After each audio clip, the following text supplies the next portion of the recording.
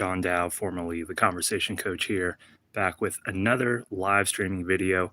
Hopefully, we keep going on the upward trajectory. Just want to say thank you guys a bunch. We hit 800 subscribers. It really is appreciated with this process of trying to resurrect the channel and get back into content creation and just doing my best to be authentic and speak about things that I think are really pertinent and useful and like helpful for anybody in their English language journey or just people on the path to improving their speaking skills. So, again, real, genuine conversation, speaking in a way, even in your business environment, it's so different from streaming. And I'm doing my best not to become a character. Um, we just take a second to talk about subscribers on one point. What changes? Honestly, nothing really, because again, the goal isn't so much to get monetized, even though that would be great, but get a wider reach. But most of my videos, the still to date, the number one viewed video on my channel is how to give a thank you speech. I think we're at 41,000 views on that video.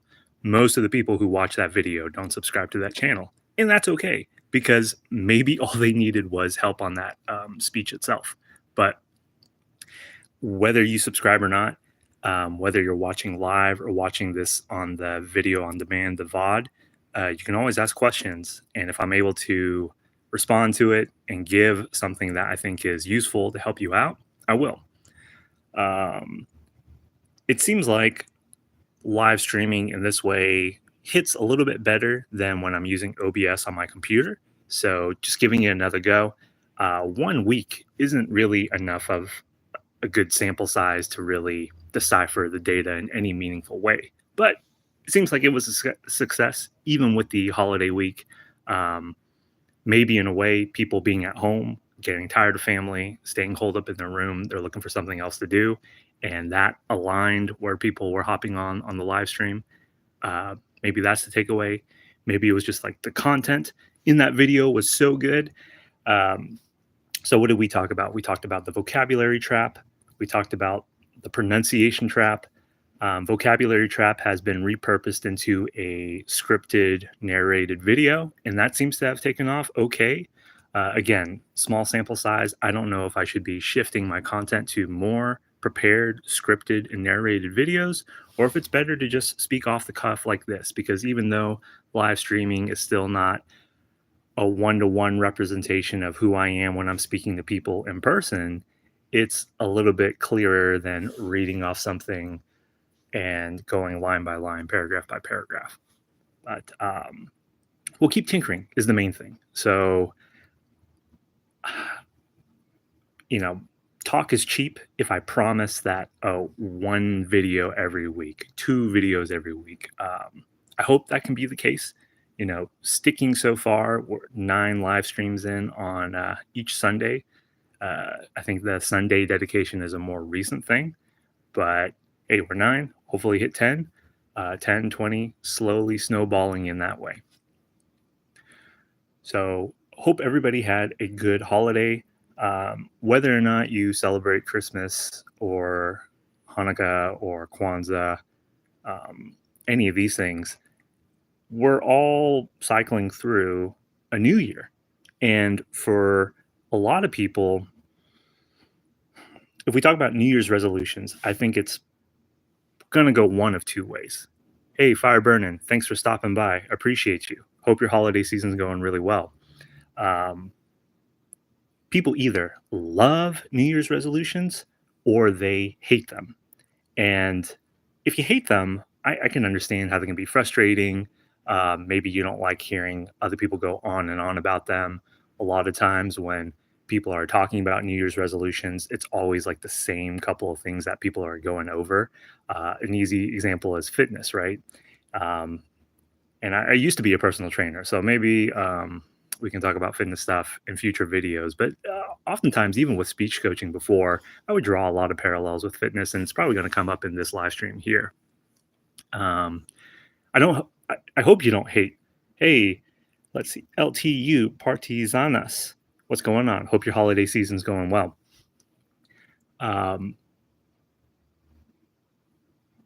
what was I saying here? Yeah, so I hope you don't have such a strong negative reaction to New Year's resolutions. If you love them, I mean, what I boil it down to is whatever skills improvement journey you have, we can take whatever we can get. So even if that motivation is really limited, the traditional trajectory for a lot of people is again using the fitness model.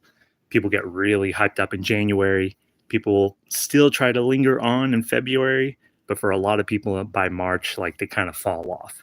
And you know, the most dangerous part of that is when people fall off, they really beat themselves up. And that's kind of the main thing that I want to talk about with language learning, with English, or improving your speaking. If you do have a goal and if you don't meet that mark, you need to kind of reevaluate it in a couple of ways.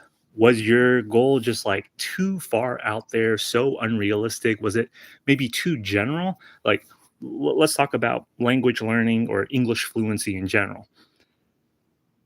People, when they're learning English, usually one of their goals they say is, oh, I want to sound like a native speaker. Okay. Even that sentence, I want to sound like a native speaker. That's perfect English. That's fluent. But what does it really mean? One of the problems we talked about last time with the vocabulary trap and pronunciation trap is you can have a goal, but if you don't have a way to measure it, you're going to feel bad.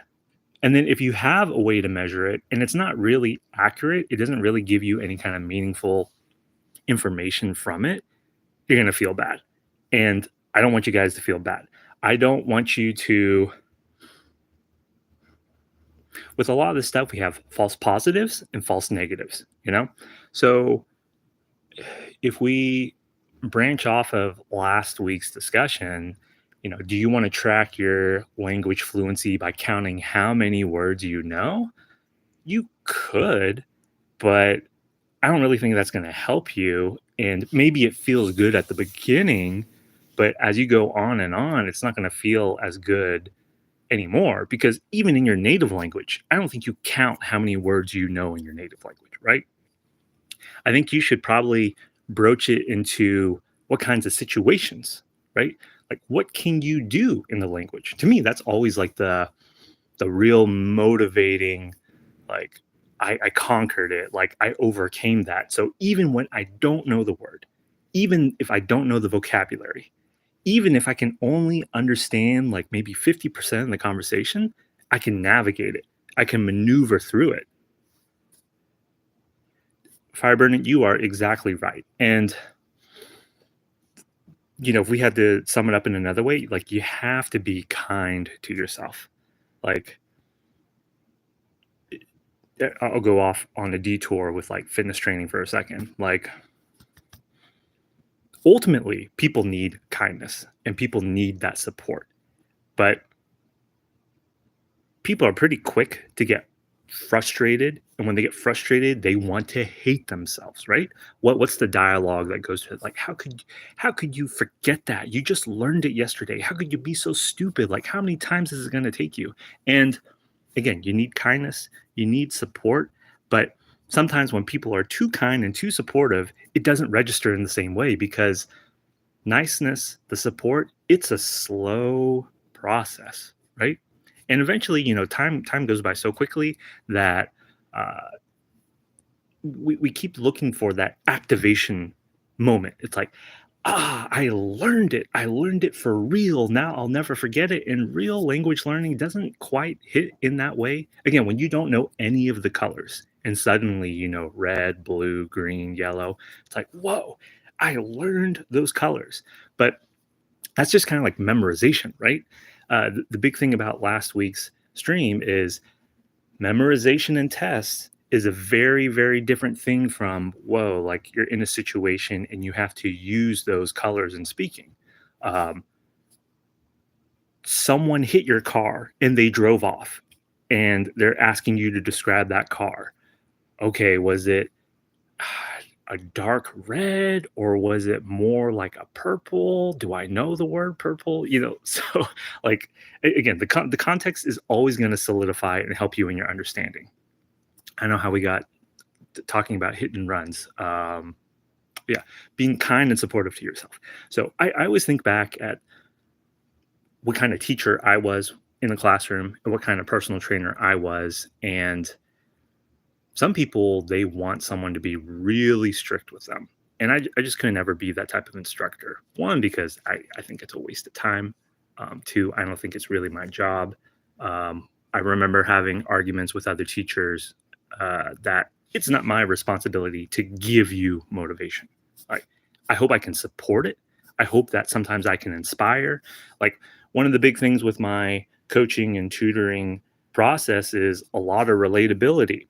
So, for people who struggle with language learning, I have been there because I struggled learning Japanese. Okay. People who struggle with their fitness journey, I have tried every single diet that's out there. I have gone through so many different workout programs. I know what it's like to think this is not for me. But even if it's not for you, how can we make it work is the big thing, right? So, um, with Japanese, a lot of the Asian languages, like the writing system is so different, right? And for some people, they love that. They get really excited. That motivates them more because they kind of like doodling. They like drawing. I hated that. So if I only looked at, well, I have to love writing in order to learn Japanese, I would have killed my motivation right there, right? So with English, whatever you hate, maybe you have a good reason for it. Or maybe it's petty. Maybe you don't have a good reason. The bottom line is there's plenty of things that you can hate with the language. There's plenty of things that you can hate about speaking, but I'm not going to say get over it, but you can maneuver around it. So, uh, part of like one of the core tenets with my coaching and teaching is there's no one right, perfect way to do it. And the more that you think there's only one way you can do something, you're kind of setting yourself up for failure. One of the best feelings, again, is when you don't know the word, you feel unsure of yourself, you don't have the confidence, but you can hang in that conversation anyway. You can find out how to maneuver around it. Like being terrible at the start of a conversation and then coming through, getting to know the person or learning something new about them, or in the middle of the conversation because you didn't give up, because you weren't so hard on yourself. And later you remember that word. It happens all the time. And the more that you can open yourself up to it, you're going to feel like it happens more frequently. Hey, Jimmy, I used to be. So teaching credentials here. I mean, if we take it way back, in university, I was a tutor for 3 years. And then 3 years after college, I was teaching English in high school in Japan. After that, for 2 years, I was teaching at an international school. And then, ooh, what, 2015 to 2020. So that's like 5 more years as like my own independent consulting business. Where, if we talk about why did I stop teaching in a classroom versus like doing my own thing, classroom, you have to do homework, you have to do grades, you have to do tests, you have to evaluate English in a very specific way. And again, for people who need very complex structure or people who are very, I don't want to say low level, but my big thing is how do you bring language and speaking to the real world, to outside? You're not memorizing scripts. And unfortunately, the academic bubble, as I call it, really reinforces one way of looking at language. And I grew to really, really dislike and resent that because there were some people, there was very smart and intelligent students that I had who would excel in class because that's the only way that they would practice English. But then you take them outside of class and they would fail. Like they could not survive with their language ability. Then I had students who were amazing. Like you would meet them, like you'd talk with them. Some of them, their pronunciation was so close to being perfect. No one would suspect that they didn't know English as their first language. But they were terrible test takers. They didn't apply themselves to reading or writing or any of that stuff. And I saw their self-esteem and confidence get crushed. Um, I remember one of my students like crying, and trying to console them, trying to tell them that like this test doesn't matter. And this kind of circles back to being really kind and supportive. Like, I think that student thought I was being nice just to be nice. Like they really couldn't believe. And again, I'm not in that environment anymore, so I can say it like more bluntly. Apologize for the language. Tests are bullshit. Like that score isn't really indicative of what your true language ability is.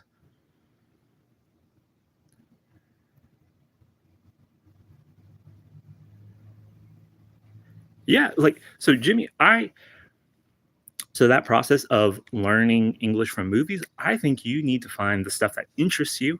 You need to definitely identify and target and improve your weak points or find a way to have that in rotation. But only you can identify what you enjoy the most. I I shared the story before, but I think it's always worth repeating. The Japanese client that had the best grasp of English wasn't because she learned it from schools. She was really dedicated and motivated as a self learner. And her favorite TV show was Family Guy. Okay. And she hated subtitles. She hated subtitles so much. That's why she wanted to learn English so she could watch the show and follow along. And the dialogue on that show is fast. And they make a lot of pop culture jokes. And there's a lot of humor sprinkled in throughout it. And I can only imagine at the beginning, it must have been a slow, demotivating curve for her. But because she had the interest, she stuck with it. And when she overcame that hump, man, it would make a lot of sense why she can pick up why her listening ability is so good.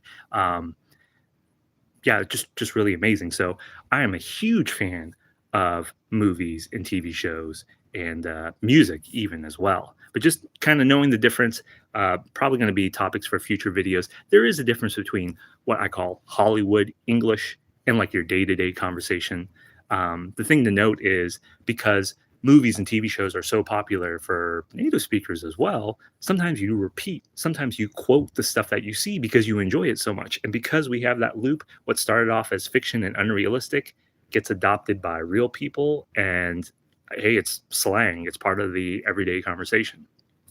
And Fireburn, and you're absolutely right. Practice matters no matter how good you are. And I just want to add to that, practice what's applicable to you. So sometimes we get rusty, and then once we get some practice, we get back into the swing of things, right? Again, part of me trying to live stream and make content again is like I feel rusty on it, and it does feel uncomfortable. But part of what I try to do as the conversation coach is again talk the talk and walk the walk. I'm not going to tell people to do something that I would not do myself, right? And again, I put myself in this environment where I can empathize for anyone else who feels uncomfortable. Like the big takeaway is for some instructors, when they portray English, I know like a big core of this is English, but the other thing I want to point out is speaking itself is like a skill. How many native speakers in their language, just because they don't talk, because they haven't been exposed to certain conversations, they're going to navigate that context horribly. Like the very first conversation on the law stuff is rough for people. Now, when you are with friends and family, you kind of don't forget those situations because you have the bond with them. Like hopefully you have a good bond with your family. So if you embarrass yourself, it's not that big of a deal. But new environment, new coworkers, meeting friends of friends, going to a party where you don't know so many people, that's like a feeling that everybody can kind of resonate with. Everybody else gets like a little bit anxious. Like the false positive that happens in that situation is if you're more introverted, if you're more shy, you see someone else and they're talking so much. Just because they talk a lot doesn't mean it's a good conversation. And again, when you're low self-esteem, you're feeling really negative about yourself, you're not being kind, you think, oh, I'll never be able to do that. Oh, look at them, they're so popular because they talk so much. Don't do that to yourself. British accent, yeah. Again, um, is there any real need or purpose to make yourself decide between American English and British English? Not really. Like, I think the main skill that you would want to take away is if you can differentiate between the two.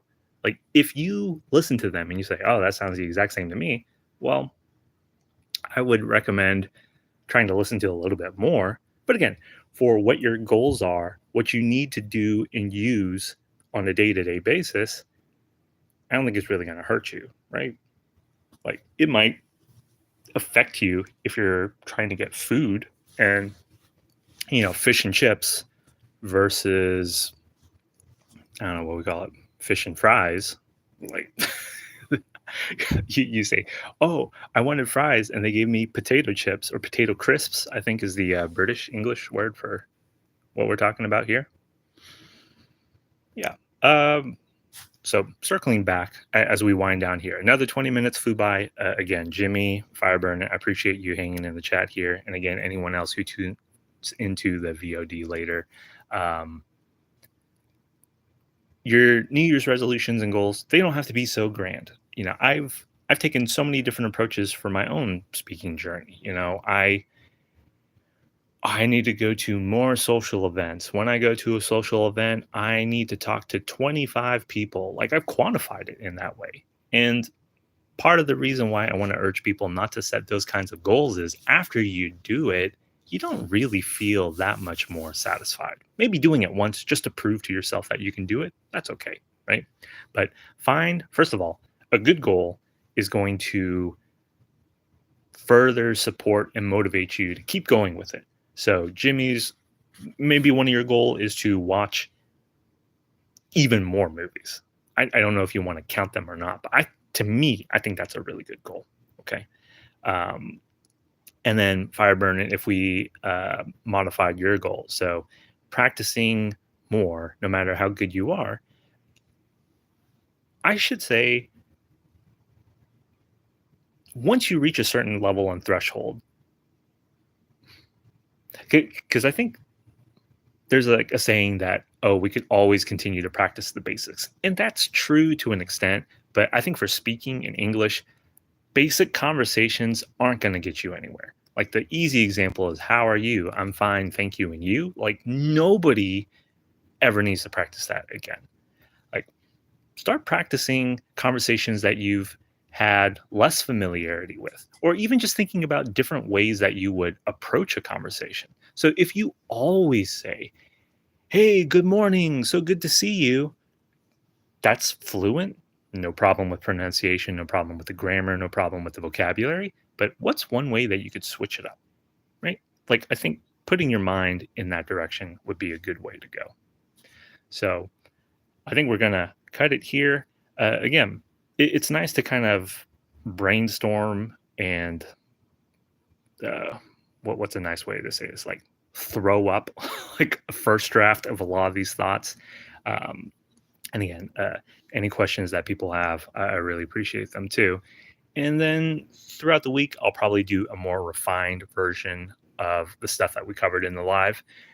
I don't know if I will always do a scripted narration voiceover, but something a little bit more polished. So that's going to be it for today. Thanks again for all the subscribers. We're going to keep going up, but whether you subscribe or not, I hope that I can keep providing material that will help you and support you. So that's going to be it for this. Thanks again. If I can figure out how to stop the live, calm down, let's talk.